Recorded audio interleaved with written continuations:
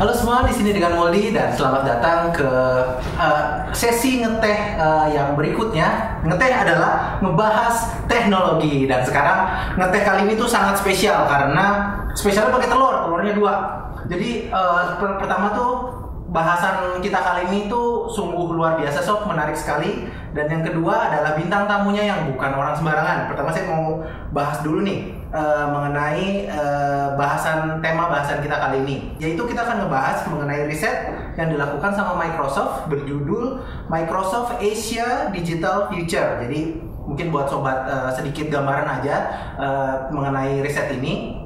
Jadi Microsoft melakukan riset kepada 1.400 remaja usia 18 sampai 24 tahun ya, usia-usia saya kayak gitu ya, di Asia Pasifik termasuk Indonesia. Nah, riset ini tuh bertujuan untuk melihat bagaimana para remaja atau misalnya teman-teman semua itu melihat proyeksi masa depan digital gitu. Mau tahu hasilnya, mending kita langsung aja ngobrol ke bintang tamu kita kali ini.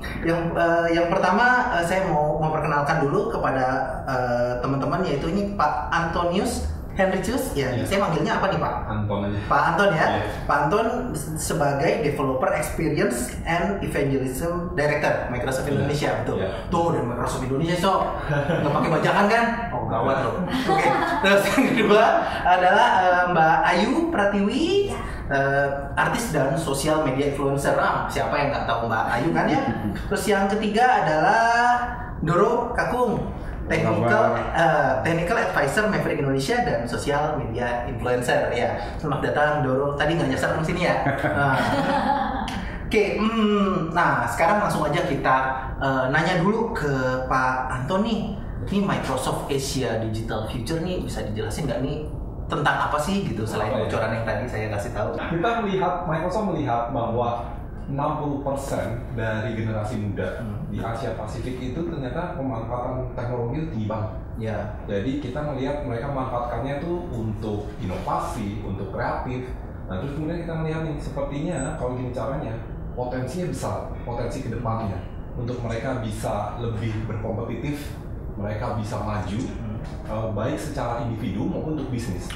Nah, karena itu kita melihat gimana caranya nih kita bisa tahu belajar banyak dari generasi muda ini. Jadi dari 1.400 tadi, 100 orang antara lain di Indonesia, generasi muda yang di Indonesia kita survei, usianya tadi 18 sampai 24, kita mau tahu sebenarnya mereka tuh melihat proyeksi future dari teknologi, masa depan dari teknologi itu seperti apa sih, seperti itu. Terus kemudian yang kedua juga bukan hanya bayangan mereka ke depannya kayak apa, tapi tantangannya juga kayak gimana gitu. Agar kita nanti bisa mengadres mereka, kita bisa membantu mereka, dan kita juga bisa menjelaskan pemanfaatan teknologi yang Microsoft sudah kembangkan, bagaimana nanti generasi muda ini bisa memanfaatkan seperti itu. Terus hasil dari risetnya apa tuh? Jadi menurut mereka tuh hasil apa gitu? Menarik sih. Jadi mereka melihat bahwa masa depan teknologi ini yang menurut mereka cool ini ya, kalau bahasa Indonesia apa ya, asik gitu ya. Jadi yang pertama itu IoT, dibacanya IoT ya, jangan IoT gitu. Internet of Things. Terus yang kedua itu adalah Next Generation Computer Experience, mereka bilang gitu ya. Lalu yang ketiga itu adalah Artificial Intelligence. Jadi kecerdasan buatan. Benar. Ya. Nah, 3 hal itu yang mereka lihat. Ini kayaknya future-nya itu gitu menurut mereka, masa depan teknologi itu. Jadi karena things gitu ya, segala sesuatu, kalau saya sih gini soalnya, kalau saya sih terjemahinnya bahasa gaulnya nih, pokoknya segala sesuatu di internet deh gitu. Tapi sebenarnya kalau kita ngomong ini versi resminya gitu ya, Internet of Things itu adalah sebenarnya segala sesuatu yang kita lakukan itu baik bukan hanya kaitannya browsing, tapi kita kaitkan dengan internet. Mulai dari komponen-komponennya adalah kita harus ada sensor.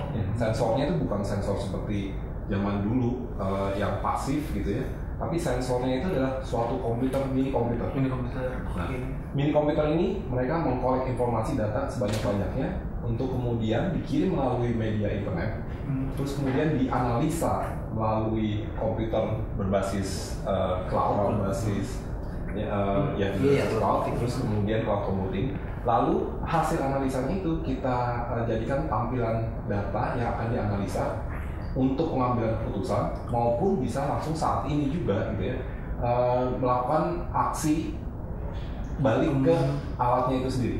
Oh jadi kayak kita mengendalikan suatu alat dengan yang terkoneksi ke internet seperti kayak misalnya smart home kayak gitu ya. Yang paling gampang nih, Somoli nih, smartwatch. Oh ini termasuk ya? Iya. Saya lupa. Saya pakai buat gaya doang soalnya.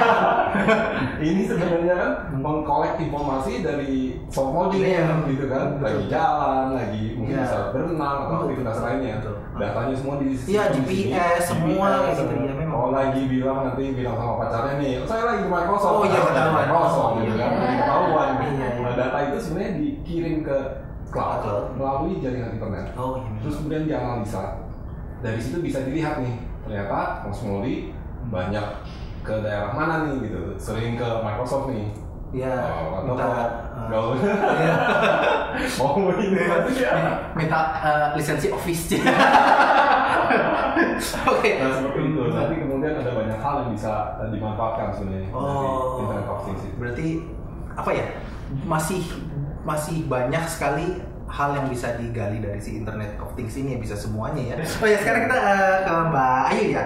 Ini mau nanya nih dari sudut pandang artis atau penggiat sosial media, gimana sih IoT ini tuh bisa bermanfaat buat orang sehari-hari gitu, misalnya buat pekerjaan Mbak Ayu? Iya, pastinya sih bermanfaat banget karena kan sekarang udah serba digital. Apa-apa kita ngelakuinnya udah serba internet lah gitu. Jadi sangat membantu. Jadi kayak misalnya tadi kan kita pakai smartwatch, terus dia kan bisa ngitung kalori yang keluar, kalori, terus misalnya kita olahraga udah berapa kalori, terus kayak misalnya kita kebanyakan duduk nih nanti disuruh berdiri. Jadi kan dari segi kesehatan juga dia membantu banget. Jadi kayak maksudnya mungkin diingetin belum olahraga, terus dia juga nge-track misalnya kita makan apa juga bisa, terus ya macam-macam lah, pokoknya sangat membantu banget sih. Itulah mengapa ya saya pakai ini malah makin merasa bersalah gitu. Masuknya lebih banyak daripada yang keluarnya gitu. Ingatkan tapi pasti kayak nanti gitu ya. Betul. Ini kan remaja itu atau kita atau saya lah gitu adalah masa depan bangsa ya, maksudnya kita tuh bakal menjadi generasi penerus gitu. Dari hasil riset itu kelihatan nggak sih harapan mereka ke depan akan teknologi ini gitu? Jadi mereka melihat teknologi ini tuh pemanfaatannya nih gitu ya, yang tadi IoT, terus artificial intelligence dan next computer itu tadi, itu antara lain terkait dengan smart home gitu, rumah yang cerdas ya, yang rumah pintar, rumah pintar benar, dimana kalau bisa nih kita masuk lampunya nyala sendiri gitu. Terus kalau misalnya kita mau mandi air panas gitu ya, langsung tinggal nyala sendiri ya, set gitu ya. Musik langsung nyala gitu ya. Enak banget sih, sangat kemudahan hidup. Dan bisa sesuai emosinya kita bahkan gitu musiknya gitu kan. Sekarang juga sebenarnya bisa kali ya panggil Mbak. Panggil Mbak. Nah tapi kalau ini benar-benar dengan memanfaatkan sensor kayak gitu. 45% bilang mereka mau smart home tadi. Terus kemudian 28% bilang sama seperti Mbak Ayu tadi gitu, intelligent smart traffic gitu. Karena tahu sendiri ya, mungkin dorong amin di Jakarta kayak gimana gitu kan. Microsoft dulu ada AirDrive, terus kemudian AirMaps juga. Kalau sekarang mungkin kita banyak pakai Waze itu tadi. Nah, bisa memanfaatkan, kita tahu jalur mana yang harus di itu salah satu. 28% mereka mau smart traffic. 18% dari top 3-nya nih itu mereka mau smart building gitu. Smart building itu mereka tuh melihat bahwa kayaknya mereka udah sadar banget gitu ya bahwa environment itu penting gitu. Jadi energi kalau bisa tuh dihemat. Jadi listrik otomatis mati kalau nggak ada orang gitu kan. Kalau bisa bangunan itu pemanfaatan listriknya juga lebih kecil, terus kemudian penataan cahayanya juga otomatis segala macam, tanpa perlu lampu yang berlebihan dan banyak lagi.